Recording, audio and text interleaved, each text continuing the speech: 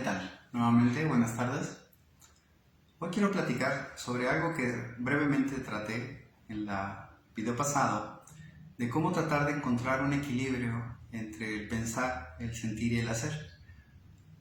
Digo, si de eso nos va la vida y la salud, pues yo no conozco a nadie que viva en ese equilibrio todavía. Tengo grandes maestros y he leído a gente increíble que ha encontrado sus propios equilibrios. Y particularmente podría mencionar a mi padrino de bautizo, que él fue increíblemente sabio en su manera de vivir y vivió largo y tendido, y para mí es un gran ejemplo de cómo llevar una vida apacible. Sin embargo, yo no soy apacible, entonces, aunque es un gran ejemplo, no lo puedo seguir aunque yo quisiera, soy muy pasional. Y precisamente quisiera hablar de alguien pasional, de alguien que se murió en sus pasiones. Y acabo de utilizar una de las frases de este personaje para una publicación que acabo de poner en Facebook, y es Blaise Pascal. Este es un místico, un científico y un religioso que se murió muy joven, justamente de afecciones neurovegetativas en el plexo solar. Entonces, se murió muy joven porque él tenía esa dicotomía entre sus sentimientos místicos religiosos tan profundos que no estaba dispuesto a dejar en contra de la objetividad científica que él ya tenía, porque era un gran matemático.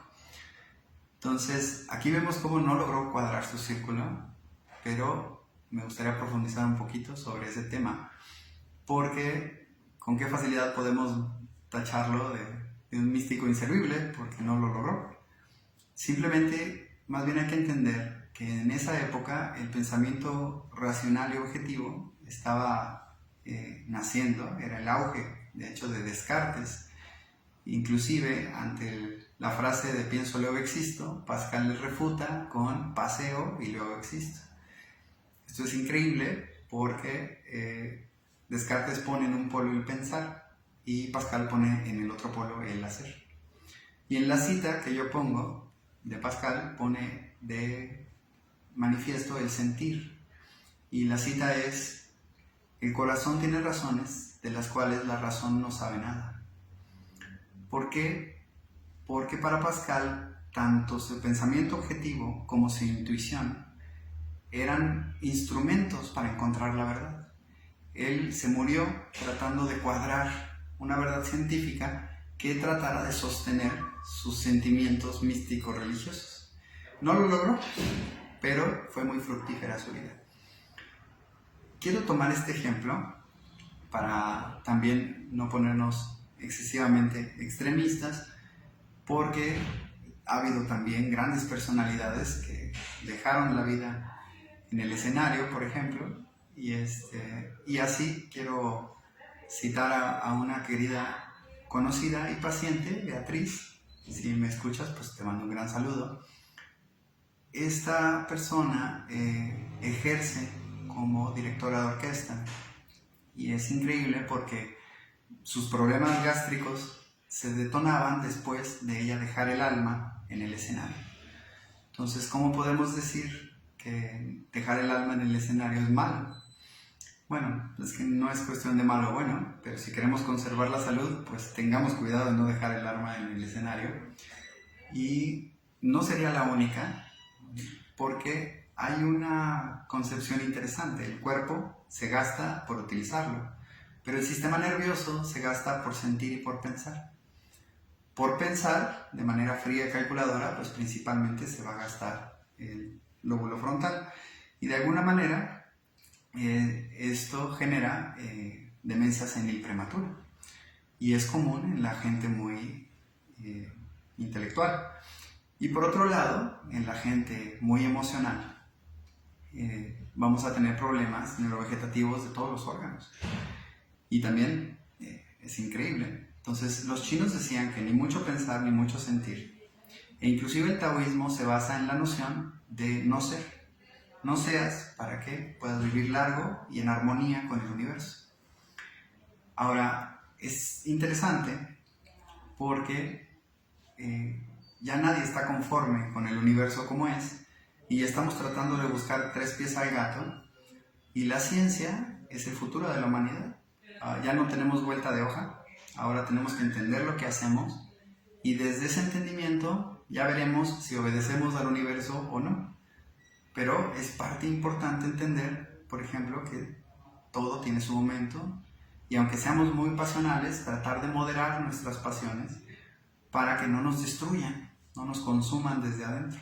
¿Cómo le pasó a Pascal? Lamentablemente no había ni acupuntura, menos terapia neural. Si hubiera sabido Tai Chi o un poco de Qigong, hubiera durado un poco más y hubiera dado más frutos. Pero con esto pongo también de manifiesto como, por un lado, tenemos los verdaderos polos. No tanto tiene que ver con género, sino tiene que ver con lo que los chinos llamaban el cielo y la tierra. Entonces, entre la tierra pues somos colectivos, en el cielo somos individuales, de alguna manera somos idealistas en el cielo, en la tierra somos prácticos. Y esta variabilidad de estos dos polos realmente son las que, si no nos cuidamos, nos pueden destruir. Pues precisamente, ¿por qué el valor de siquiera jugarse el pellejo teniendo pasiones? Pues porque esa tensión que existe entre los opuestos, que es la que comentaba anteriormente, esa era el origen de nuestra identidad, de nuestra alma. Entonces, para poder tener un alma que evolucione y cada vez lo haga mejor, necesariamente tenemos que meternos en la batalla y jugarnos el pellejo. Porque de otra manera entonces estamos siendo muy prácticos o estamos siendo muy idealistas y racionales, y ninguna de las dos nos está dando el punto medio.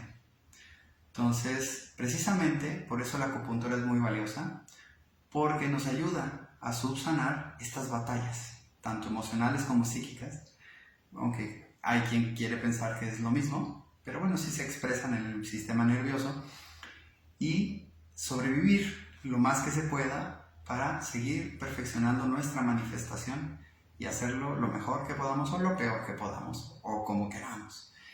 Pues casi concluyo. Me gustaría todavía comentar cómo esta unión de las polaridades, cuando no la logramos y tenemos problemas neurovegetativos muy profundos a partir del plexo solar, que es el centro del sentimiento de alguna manera, hace eco a algo muy interesante, y lo mencionaban los griegos, como Prometeo estaba condenado a que un buitre le comiera el hígado constantemente.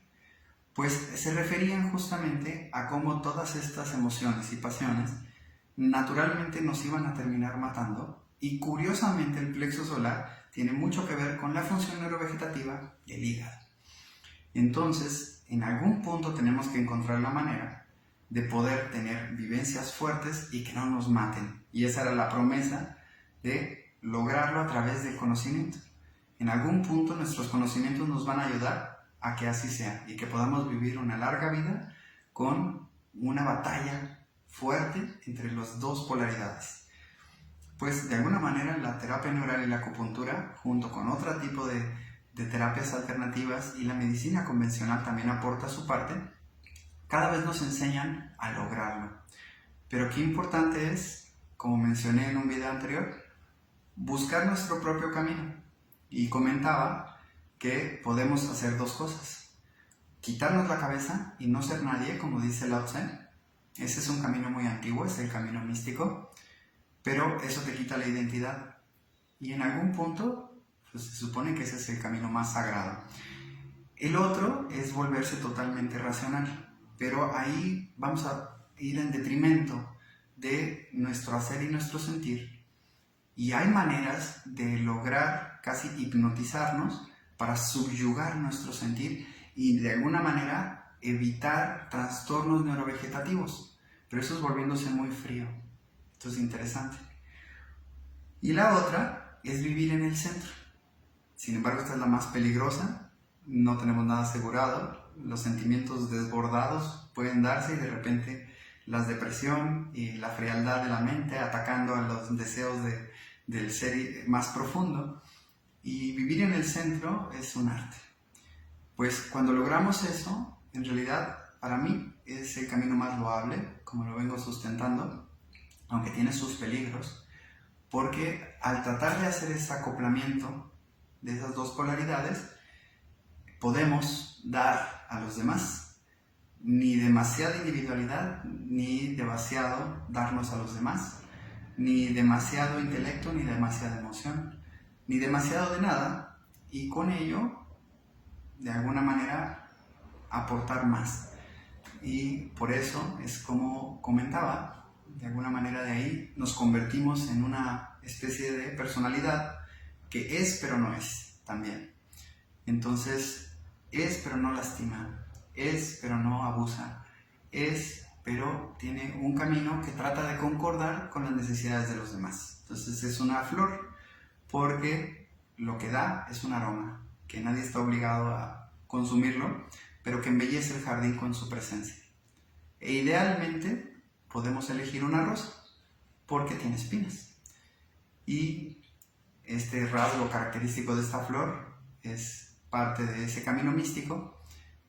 ¿Y por qué? Porque dentro de la individualidad, la rosa tiene derecho a defenderse solo si la tratan de arrancar.